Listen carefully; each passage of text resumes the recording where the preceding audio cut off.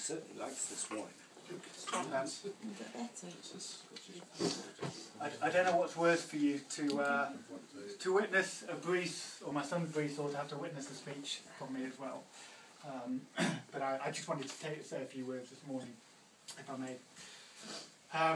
Dr. Spitzer, Jude, Zachary, Mum, Miriam, Philip, Wendy, Michael, the fabulous Levy clan, and my dear friend Daniel, and his lovely family who's going to be here very soon. I just wanted to take a moment this morning, as I finally feel brave enough to, given that this is Bris number 3, and Jude might say the last, to reflect on the miracle that is Zachariah Reuben, and to talk very briefly about the meaning of his name. I think it's fair to say that I might not be the most religious of men, though my mother reckons that I'm heading that way compared to when I was younger. Zachariah means remembering God, and I cannot think of a more appropriate meaning for Jude and I every time we cast our eyes over him. Already we have been struck by Zachary's beauty, by how handsome he is, naturally he's a freedman, and by the way he has arrived, and by the way he has arrived into this world, nestling into the freedman family bosom, quite literally. But as well as that, a baby is the greatest gift that a mother and father can ever wish to receive, a true miracle. The creation of a human baby is almost beyond comprehension, and the natural outpouring of the love that Jude and I have for Zachary is almost overwhelming. Jude and I would do very well to remember God, not only for Zachary, but for our other 2 gorgeous boys, Guy and Asher. But during these times, it's not only God that we remember, but also our loved ones, both past and present, and for us it is no exception.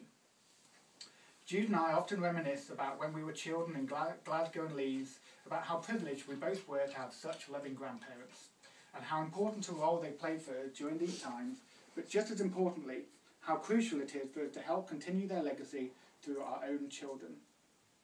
Both my dear late father and grandpa are remembered through Guy David. Jude's grandma Celia is remembered through Asher Simcha, and now Grandma Rini is remembered through Zachary's middle name, Reuben. Not forgetting, of course, Jude's pop, remembered through Eve's name, and also my late grandma Peggy. Zachary is lucky enough to have 2 great-grandparents to meet, and we can't wait for our next trip to Glasgow to introduce him to great-grandma Emma and great-grandpa Bert, who I know are both extremely excited about Zachary's arrival. The Jacksons and the Friedens share many similar values and interests when it comes to family, and I believe that the main common thread that connects all of the people that we are remembering this morning is unconditional love, the creation of a haven that no matter what has happened or what might be happening, I know that Jude and I, both as kids and currently, value so much to be able to just be with them and be safe and be nurtured without consequence. I want to talk specifically about Grandma Rini, whom Zachary was named after. She epitomised this concept of unconditional love. She was a wonderfully straightforward woman who knew what she liked and liked what she knew. The most important people in her later life were her grandchildren. She was prepared to argue that black was white in their honour. Every time I saw Grandma, I was welcomed with such love and warmth, and would be greeted with a dual smell of a fabulous Shabbos lunch in one nostril and silk-cut cigarette smoke in the other. Every Saturday lunchtime, after Grandma had worked tirelessly to serve all the food to each family member, she would finally pop her apron off to sit down and enjoy her meal alongside everybody else. However, my father and Uncle Tim would inevitably lead the frivolities and proceedings by hiding her plate, much to the amusement of all those in the room. There was such a warm, loving atmosphere within the Frieden household that was combined with a real sense of playfulness and charm that was a little like magic dust. Grandma Rini was central in creating this for us. I know that Jude has similar Shabbat experiences lunching at the Levy's, followed by tea at the Jacksons, which Jude and I try hard to attain and to pass on to our children those strong family values and thus continue on the Friedman and Jackson legacy. So, on to the present. To have 3 Friedman boys is more than Jude and I could ever have wished for. We want to thank their grandparents for also helping to continue their legacy.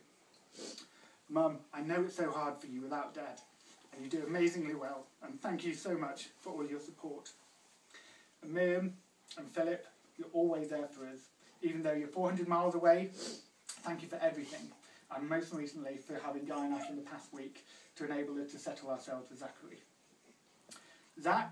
Zachary, whatever you guys want to call him, or whatever Jude will let you get away with saying, you've been born into such a strong family filled with unconditional love.